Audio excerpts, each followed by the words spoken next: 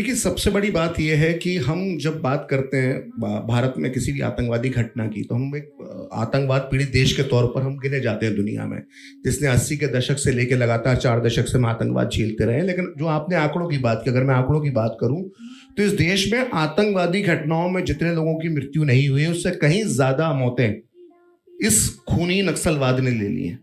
लेकिन इसकी कोई बात नहीं करता है। मैं टीवी पत्रकार के तौर पर आपको यार पहली बार ये मैं बात कहना चाहता हूं, क्योंकि टीवी चैनल जो है वो टीआरपी की दौड़ में घिरे रहते हैं। हम जब टीवी चैनल में काम करते हैं और हम देखते हैं कि जब भी नक्सलवाद पर कोई उसके खिलाफ या उस पर कोई आधे घंटे का शो या कोई खबर बनाई जाती है तो उसकी टीआरपी नहीं आती है। इसलिए आप देखेंगे कि न्यूज चैनल्स के अंदर नक्सलवाद से जुड़ी जो खबरें होती हैं वो बिल्कुल दिखाई नहीं देती हैं, जबकि ये समस्या आतंकवाद से भी ज्यादा गहरी है।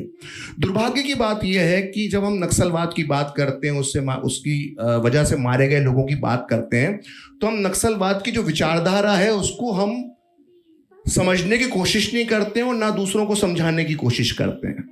अगर मैं उदाहरण दूं कि अगर जरा सी एक कोई घटना आसपास, नोएडा के आसपास हो जाती है, जैसे सो कॉल्ड मॉब लिंचिंग हम कहते हैं, तो उसको लेकर एक पूरी विचारधारा पर उंगली उठा दी जाती है।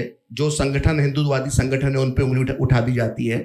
लेकिन नक्सली घटना अगर होगी, कोई आईईडी ब्लास्ट लगाकर उड़ा दिया जाएगा, हमारे दर्जनों अगर हमारे सुरक्षा बल के सैनिक शहीद हो जाएंगे, उनका बलिदान हो जाएगा, तो कोई ये बात नहीं करता है कि ये किस विचारधारा की वजह से ये नक्सलवाद है। हम उस विचारधारा से बचने की कोशिश करते हैं, उसकी जड़ में नहीं जाते हैं। लेकिन एक जरा सी कोई और घटना हो जाए तो हम उस पर विचारधारा ढूंढने लगते हैं।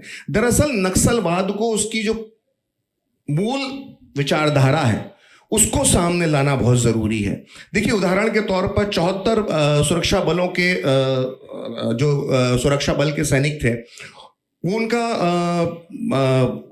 उनकी हत्या कर दी जाती है, उनका बलिदान हो जाता है। लेकिन आप देखेंगे कि एक भी व्यक्ति या कोई भी व्यक्ति जो है वो अवार्ड वापसी नहीं करता है।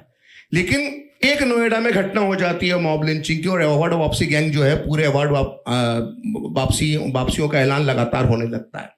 दरअसल अगर हम इसकी समस्या की जड़ में जाएं, उसकी विचारधारा को हम समझें, तो ये जो वामपंथ के प्रति जो 60 और 70 के दशक में रोमांस जो था, वो नहीं एक बड़ी अजीब सी फिलॉसफी जो उनकी होती है, हमने देखा होगा। मैं थोड़ा हल्के उसमें अंदाज में कहूँ कि बच्चा चांद को देख रहा है और चांद में रोटी नजर आ रही है, इस तरह की जो विचारधारा होती है, इसी बेवकूफ़ी विचारधारा से जो विचार पनपा, और हम देख रहे हैं कि लगातार ये हद से ज़्यादा इलाकों में फैलता गया।